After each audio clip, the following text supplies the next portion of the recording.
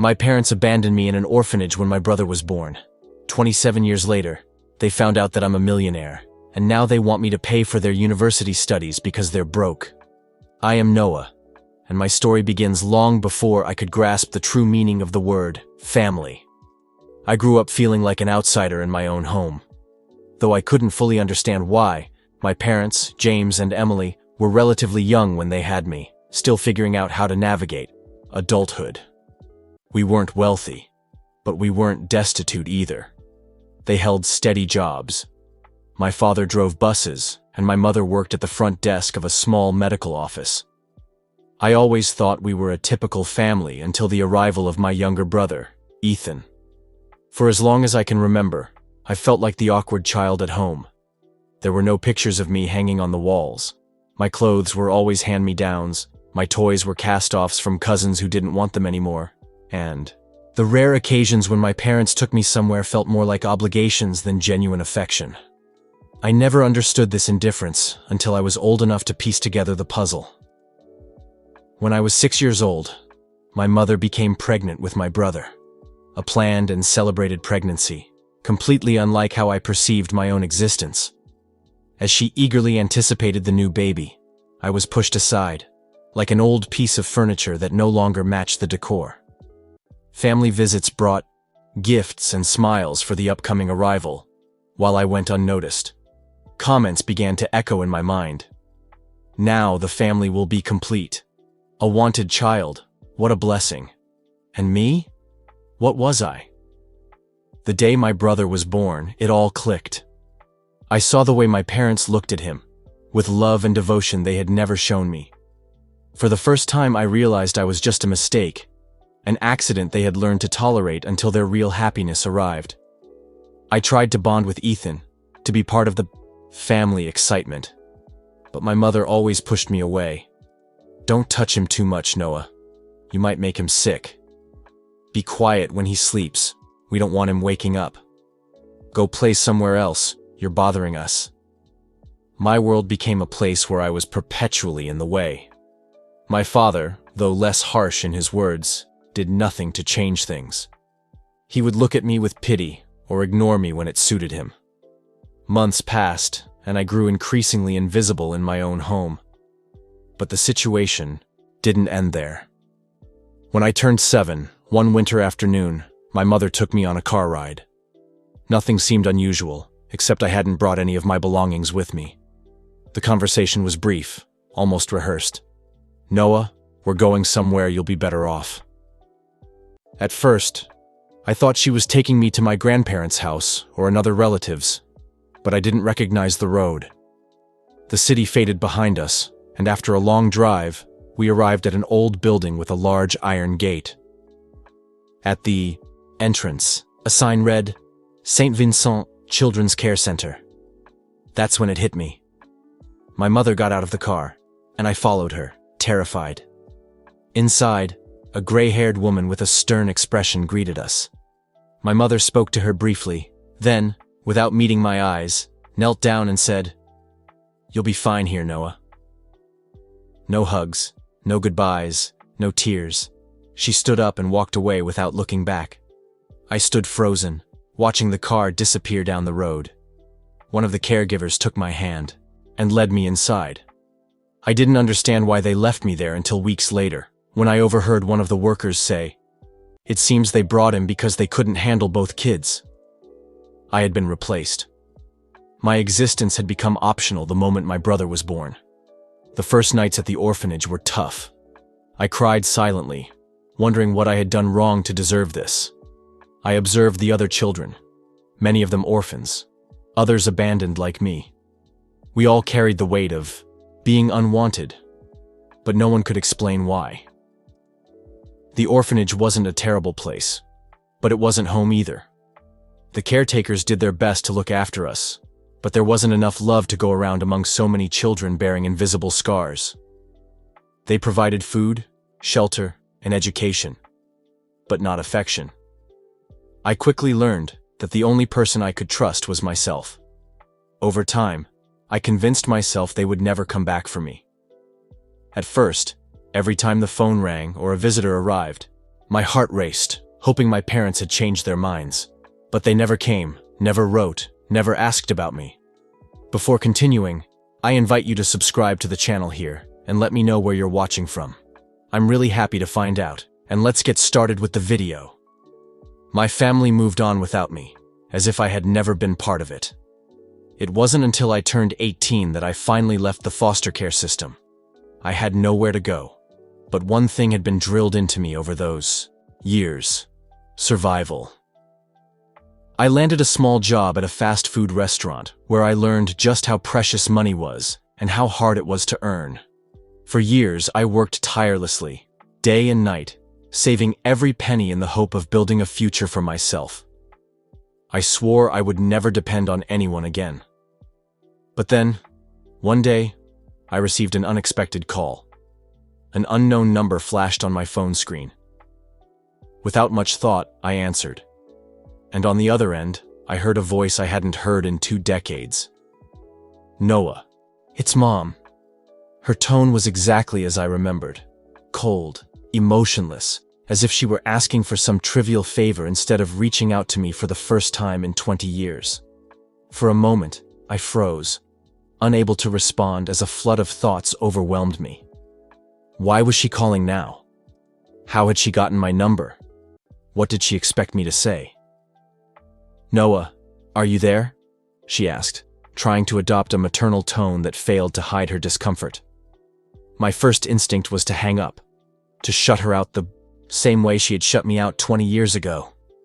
But instead, I took a deep breath and forced out the words, "Why are you calling me?" There was an uncomfortable silence before she replied. "We need to talk, Noah. It's important." Her voice wavered, as if she were carefully weighing each word. "I don't want to talk to you," I shot back coldly. "You didn't miss me. I feel nothing for what you did. Just tell me what you want." My heart hardened instantly. I knew this call wasn't born out of a sudden surge of maternal love, not after 20 years of complete silence. "I don't see what could possibly be so important between us," I retorted icily. "You abandoned me in an orphanage when I was 7, and now, 20 years later, you call me as if nothing happened. Why?" My mother's voice trembled slightly.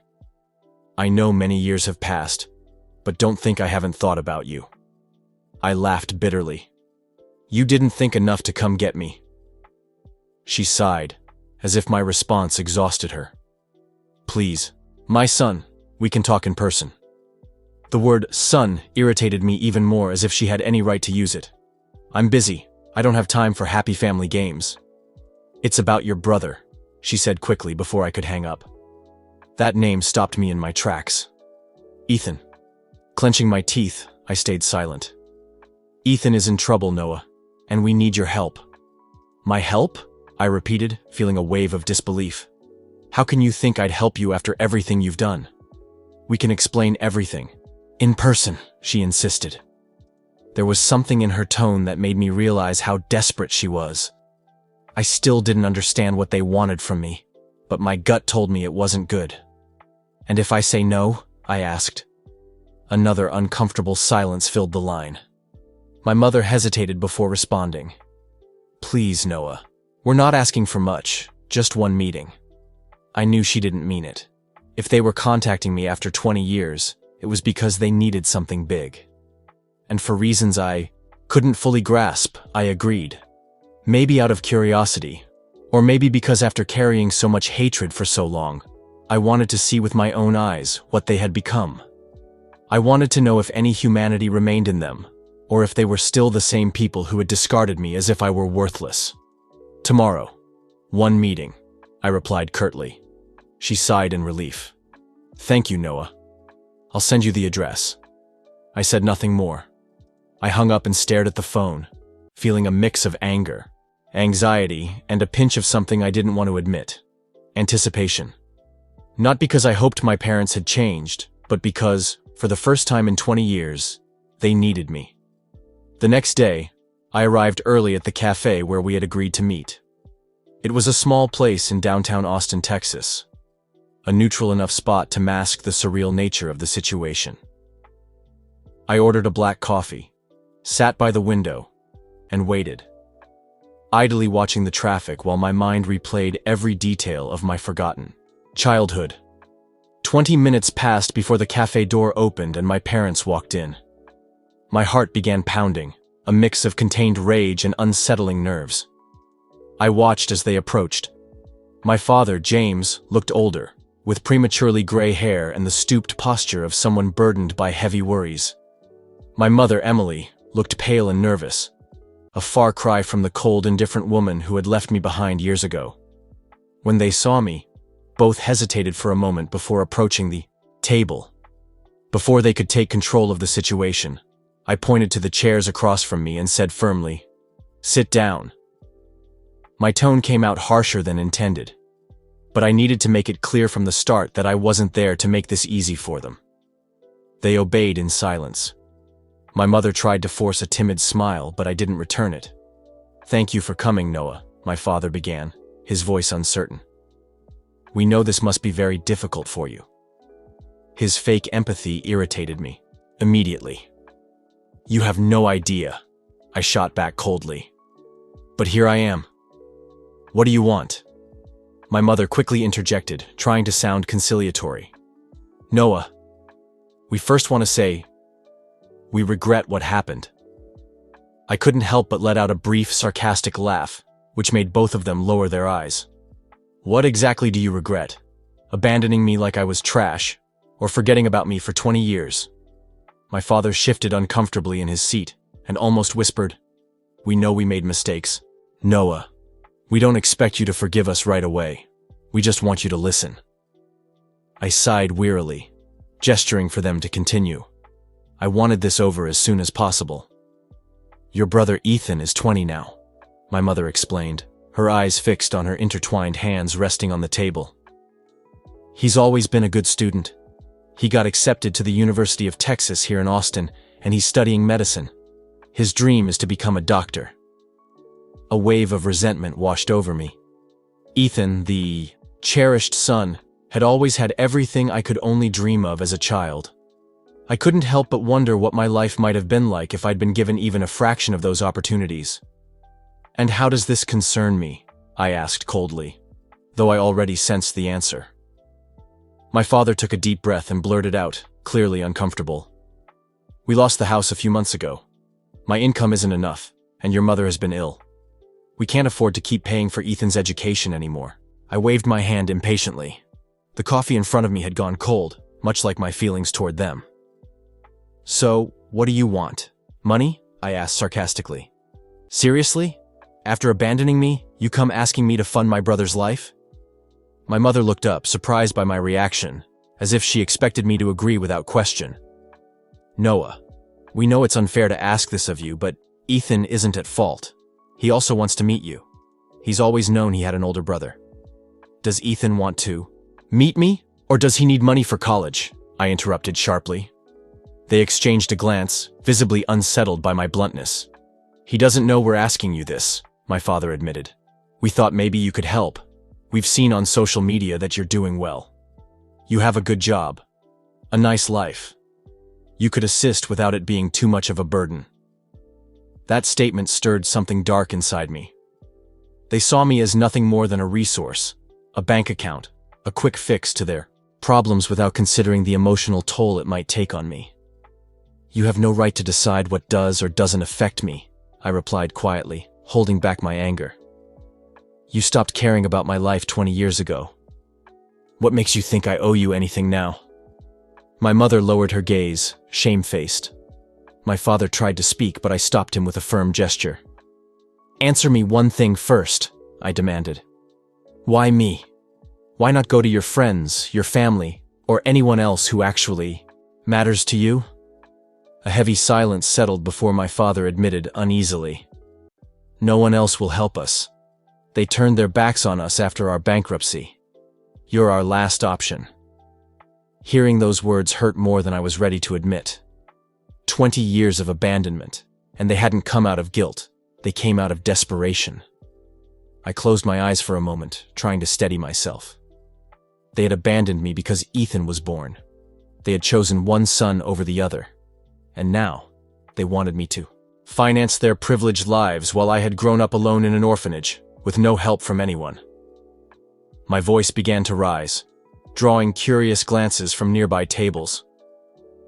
You abandoned me because you decided Ethan was more important. And now you come asking me to support their privileges while I struggled just to survive. Noah, please stay calm, my mother murmured, visibly uneasy. Calm, I repeated, incredulous. You seriously expect me to stay calm? You haven't even offered a sincere apology. You came here to demand money so you can maintain the privileges of the son you chose to love. I stood up abruptly, throwing a bill onto the table. My parents looked up, startled, unsure of what to say. I'm not paying for Ethan's education, I declared finally. If you want to regain some dignity, tell him the truth. Explain to him that you abandoned his older brother because you couldn't provide for both. Tell him that you now expect this brother, whom you never bothered to know, to fund their dreams because you failed as parents. They stared at me, speechless, stunned and ashamed, but said nothing more. Don't look for me again, I told them firmly. I've survived without you until now, and I'm sure Ethan will manage just fine too. Without waiting for a response, I walked toward the exit. My body trembled, my mind a whirlwind of conflicting emotions. As I stepped out of the cafe, I took a deep breath of the cool air. For the first time in years, I felt an odd sense of liberation. My heart was pounding, and my fists were clenched as anger, sadness, and disbelief swirled within me. I got into my car, slammed the door shut, and sat there motionless, staring at the steering wheel while trying to process what had just happened. For years, I'd imagined the day my parents would come back for me, not because I missed them, but because I wanted to see them beg. I wanted to see regret in their eyes, hear sincere apologies, maybe even see tears for the son they had discarded like an old piece of furniture. But that wasn't what I saw today. The only thing I saw in their eyes was desperation. It wasn't me they wanted. It was my money. I took a deep breath, trying to calm the anger still burning in my chest. I glanced at my phone, hesitating to call someone. Daniel and Grace, the people who had truly been my parents, the ones who saved me when no one else did, might understand how I was feeling. But I didn't want to burden them with this. I knew that if I told them, Grace would insist I forgive my biological parents, arguing that holding on to resentment would only hurt me more. And while she might have been partly right, I couldn't erase 20 years of abandonment with a single conversation in a cafe.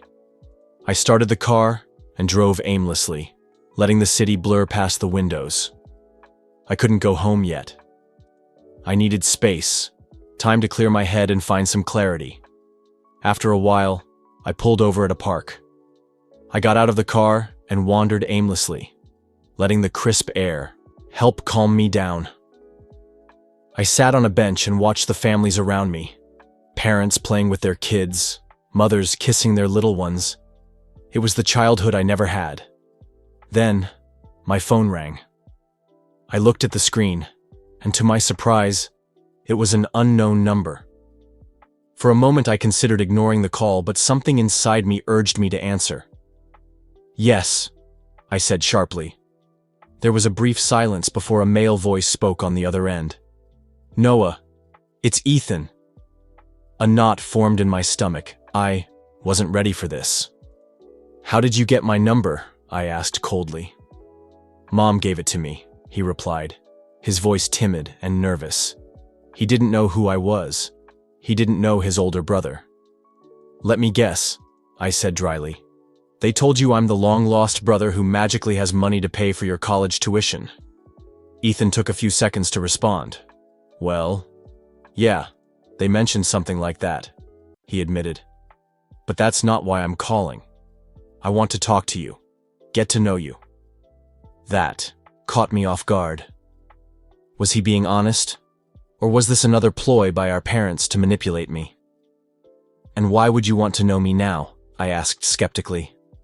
A sigh came through the line before he answered. Because I've spent 20 years knowing I had a brother no one talked about. Because I grew up in a house with a void, an absence no one wanted to explain to me. His words made me frown. A void, an absence. That doesn't make any sense. You were the cherished child, the perfect son. I was the one who was expendable. Noah, don't play games with me, I shot back. I don't know what our parents told you, but I know you didn't spend your childhood missing me. I don't know you, Noah, he said firmly. I can't say I missed you because I didn't even know what you looked like. But I noticed the awkward glances when I asked questions, the silences whenever I mentioned that I must have had an older brother. I always knew something was wrong. I fell silent. This wasn't what I had expected. I don't want you paying for my education, he continued. I just want to understand why you disappeared. That comment made me laugh bitterly. I disappeared because they abandoned me, Ethan. Because our parents left me in an orphanage and never looked back. Because they made me feel like I was worthless. Ethan didn't respond immediately. When he finally spoke, his voice sounded strained. I didn't know that. Of course you didn't, I replied coldly. Because they didn't want you to. No. Because they preferred to tell you a version of the story where they weren't the villains. The silence on the other end confirmed something. Ethan really didn't know the truth. If you want to know me, I said after a few seconds, it'll be with the truth on the table. I don't want a fake relationship built on lies. I want to hear everything, he responded with a determination I hadn't anticipated. I exhaled slowly, closing my eyes. For a moment, I wasn't sure if I could trust him. But, for the first time in my life, I had the chance to make my own decision. The next day came faster than I expected. I didn't know if I was nervous, angry, or just exhausted. I'd spent the entire night thinking about what I would say to Ethan. Could I trust him? Or was this another manipulation by my parents to try to win me over? We met at a different cafe, far from my parents' house. I didn't want to return to that toxic environment. When I arrived, Ethan was already there, sitting at a table, with a cup of coffee in his hand. He looked uncomfortable, nervous, as if he didn't quite know how to start the conversation. I sat down across from him without saying anything at first. I studied him. There was something familiar about him. His eyes were like my mother's, but there was something else in his expression, something genuine. He wasn't like them. Thanks for coming, he said, breaking the silence. I gave a slight nod, not softening my gaze. You said you wanted to get to know me, but if we're going to talk, I want the truth. What did they tell you about me? Ethan fidgeted with his cup before answering. Not much. I grew up knowing I had a brother, but every time I asked questions, Mom and Dad avoided the topic. They told me things were tough when I was born, that you went to live with distant cousins because they couldn't take care of both of us. I laughed incredulously. Distant cousins? They abandoned me at an orphanage, Ethan. They never came back for me. His face tightened. I found out yesterday, when you reappeared in our lives. I finally confronted them, and they admitted leaving you there. But they made it sound like a logical decision, as if they had no other choice. I crossed my arms. And what do you think about all of this? Ethan took his time to respond, but when he did, his voice was firmer than I expected. I think it was cruel. There's no excuse. For the first time, I felt that he was speaking sincerely. He didn't seem like a puppet of our parents. I sighed and leaned back in my chair. I didn't know what to do with all of this. For years, I had imagined Ethan as a rival, someone who had taken my place without caring about the consequences. But seeing him now, he seemed like a victim of their manipulation, just like me. I don't hate you, Ethan, I said eventually. But understand this. I can't pretend we're brothers. He nodded slowly. I get it. I'm not expecting you to forget what happened. I just want to know the real version of the story. I took a deep breath. It was time. When I was 7, Mom took me on a car ride without telling me where we were going. She left me at the door of the orphanage and walked away without saying goodbye. For years I waited for them to come back, but they never did. Ethan listened silently as I told him everything. The cold nights at the orphanage, the times I went without dinner because there wasn't enough food, the loneliness of watching other kids get adopted while I stayed behind, invisible to everyone. I explained how, at 10, a family finally adopted me, Daniel and Grace, who gave me the love our parents never did. I told him how I worked hard to earn my way and learned to fend for myself without expecting anything from anyone. Ethan ran a hand through his hair, visibly shaken. I had no idea. "No, you didn't," I replied. "And now that you know, tell me this. Do you still think they deserve my help?" Ethan stayed silent. You could see the internal struggle playing out on his face. "I don't know what to say," he murmured finally. I stared at him intently. "You don't need to say anything. But if you ever thought our parents were good people, I hope you understand now that they're not." Ethan shifted uncomfortably in his seat. "I know they're not perfect, but they're still our parents, Noah." My jaw tightened. "They're not your parents. I owe them nothing." Another long silence settled between us. Finally, Ethan sighed. "If you decide not to help them, I'll understand." I raised an eyebrow. "So you were hoping I would?" Ethan shook his head. "No. I just wanted to get to know you, to find out who you really are. Not the story I was told." I studied him for a moment. For the first time, I believed his words. "All right," I said, "but don't expect this to make us a family." Ethan gave a sad smile. "No, but maybe we can talk from time to time." After my meeting with Ethan, I spent several days processing everything. I felt strange, as if I had opened a door to a past I'd buried long ago. What troubled me most wasn't the anger I still felt toward my parents. It was the confusion surrounding Ethan. It wasn't his fault. He hadn't abandoned me, but at the same time, his existence had been the reason I was cast aside. I tried to move on with my life as if nothing had happened, focusing on my work, my business, on Daniel and Grace. But an unsettling feeling lingered, haunting me like a shadow, as if something was about to happen. And I wasn't wrong. One afternoon, while reviewing documents in the office of one of my restaurants, my phone started ringing.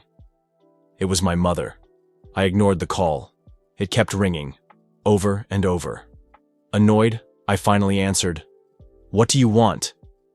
"Noah, how dare you fill Ethan's head with lies?" she spat, her tone dripping with anger. I leaned back in my chair, a wave of satisfaction washing over me. So, they finally knew. "They're not lies, Mom," I replied coldly. "I just told him the truth you've hidden from him, his entire life." "You're making us look like monsters," she shouted. "You didn't need my help for that," I shot back. "You've done a fine job of that all on your own." A tense silence followed. I could hear her ragged breathing on the other end of the line. "Your brother is devastated," she continued, her voice now more controlled, as if she were trying to manipulate me. "You've filled his heart with hate." I rolled my eyes. "I didn't fill his heart with hate, Mom. I just opened his eyes." "Did you really think he'd believe your story forever?" She didn't respond immediately. Then her tone shifted, becoming softer, almost pleading. "Listen, Noah, we made mistakes, we know that. But we're family, and in tough times, family sticks together." I couldn't help but laugh. "Family? You have no idea what that word means. Do you think you deserve a second chance?" I clenched my teeth, my patience wearing thin. "No, because you never gave me one." The silence stretched, as if she were searching for a way to turn the conversation back in her favor. "So, you're really not going to help us?" The real reason for the call had finally surfaced. I stood up from my chair and looked out the window of my office. The city kept moving. The world kept spinning. And I was no longer that helpless child who depended on them. "No," I replied firmly. "And let me make one thing clear. Don't ever call me again." "Noah, you can't do this," she insisted. her tone desperate once more. "We're your blood." I closed my eyes for a moment, feeling a mix of relief and sadness. "No, you're just the people who brought me into this world. Nothing more." I hung up, dropped the phone onto the desk, and exhaled slowly. It was over. I thought that with this call, I had finally closed this chapter of my life. But I was wrong. 2 days later, while checking inventory at one of my restaurants, I received a notification for a message on social media. It was from an unknown profile, but the content of the message made my stomach drop. "You're selfish. Your parents sacrificed everything for you, and now you're letting them die in poverty. You have no heart." I frowned. Before I could process it, more messages poured in. Dozens of them. Some called me ungrateful. Others insinuated that I had betrayed my family. My parents were manipulating the narrative. I opened Facebook and confirmed it. My mother had posted a public status. "As a mother, it's hard to accept that one of your children turns their back on you in your greatest time of need. We raised Noah with love, fed him, clothed him, made sacrifices for him. But now, when we need help, he has turned his back on us. We don't want money, just for him to remember that he will always have a family." It was a trap. The post had hundreds of comments from people supporting them, calling me ungrateful, saying how I could abandon my poor parents after everything they had done for me. Worst of all, they had also mentioned Ethan, implying that I was preventing him from pursuing his education out of revenge. This was their strategy. They hadn't succeeded in manipulating me privately, so now they were using social pressure to shame me into giving in. I stood there, staring at the screen, feeling a mix of anger and disbelief. They truly had no limits. My phone rang. It was Ethan. "Did you see what they did?" he asked as soon as I answered. "Yes," I said sharply. "They're damn manipulators." Ethan sighed. "I didn't know they were going to do that. I told them I didn't want your money, that it wasn't fair. But they did what they always do. Manipulate, twist the story to suit their needs." Ethan stayed silent for a moment before saying, "I want you to know I had nothing to do with this." I rubbed my face in frustration. I couldn't hate him. He wasn't responsible for being raised by them. "I know, Ethan, but understand one thing. For me, this is the last straw." "What are you going to do?" he asked. "Something they won't expect," I replied. That same night, I sat down at my computer and wrote a post. Not a post filled with hate or resentment, just the truth. 20 years ago, my parents abandoned me at an orphanage because they didn't want to raise both of us. They never came back for me, never tried to get me back. I grew up thinking I was worthless until an adoptive family taught me what real love means. Now, after 2 decades of silence, they've contacted me, not to apologize, but to ask for money. I didn't give in to their manipulation, so they decided to use social pressure to try to force me into helping. But let me make one thing clear. I owe them nothing. I'm not the villain for refusing to help those who never helped me, and I won't cave into their emotional blackmail. I posted it on all my social media accounts and waited. At first, I only received a few responses from close friends supporting me, but within hours, the post went viral. It was shared hundreds of times, and people began asking questions. How can parents abandon a child and then demand their help 20 years later? This is pure manipulation. Don't fall for their game. If they really loved you, they would have come for you long before now, and not just when they needed money. Gradually, the narrative began to shift. The people who had initially attacked me started questioning my parents' story. The weight of the truth was stronger than their lies. I watched my phone light up with my mother's name on the screen. I knew this wouldn't be an apology call, not after everything she'd done. I sighed, letting it ring several times before finally answering. "What do you want now?" I asked, not bothering to hide the coldness in my tone. There was a tense silence on the other end before my mother let out a heavy sigh. "How could you do this?" she said, her voice sounding tired but still laced with resentment. "You've humiliated us in public." I let out a dry laugh. Really? You say that after trying to manipulate everyone into seeing me as the bad guy? We had no other choice, she shot back quickly. We just wanted you to understand. No, you didn't want me to understand anything, I interrupted. You wanted me to give in, to feel guilty. But you made a mistake, Mom. I'm not the helpless child you abandoned anymore.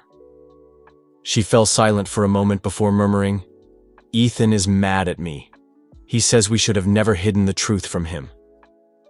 I ran a hand over my face. I didn't want Ethan to suffer because of all this. But I couldn't shield him from the truth either. He deserved to know it. Maybe he'll understand now who you really are, I said. My mother exhaled in frustration. Noah, I know you won't forgive us.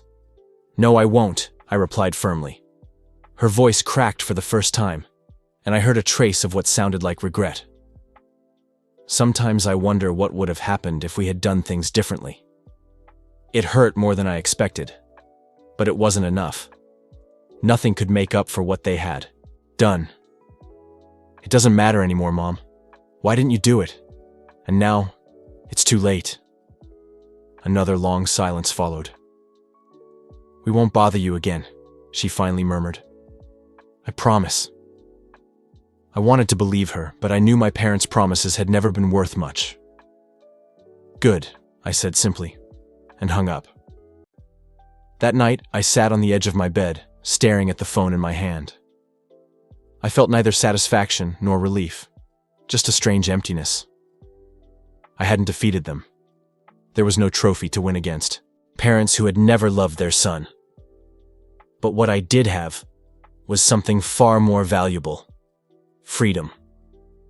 I would never again have to wonder why I wasn't good enough for them, wait for them to come back, or justify their abandonment. I picked up my phone and called a number that truly mattered to me. Grace's voice came through soft and warm. I smiled for the first time in days. I just wanted to tell you that I love you, Mom. There was a brief pause, then her laughter. I love you too, my son. Noah's story shows us that familial love isn't always synonymous with loyalty or support. Sometimes, those who are supposed to be our protectors can become the source of our deepest wounds. Abandoned at an orphanage at a young age, Noah grew up carrying the weight of a rejection that left an indelible mark on his life. However, his journey is much more than a story of pain. It's a lesson in inner strength and the ability to choose your own path, even in the face of past injustices. Noah chose not to let himself be manipulated by parents who only reached out again out of financial interest. Instead of giving in to their emotional blackmail, he chose to defend his truth and protect his dignity. This raises an essential question. To what extent should we forgive and offer a second chance to those who have hurt us? Some will say that family is sacred, regardless of the mistakes made. Others will believe that some wounds run too deep to ever heal. And you, where do you stand in this debate? Do you think Noah should have tried to rebuild ties with his parents, or do you believe cutting them off completely was the best decision? Your opinion matters a great deal to all of us, and the next video will surprise you. I'll see you there.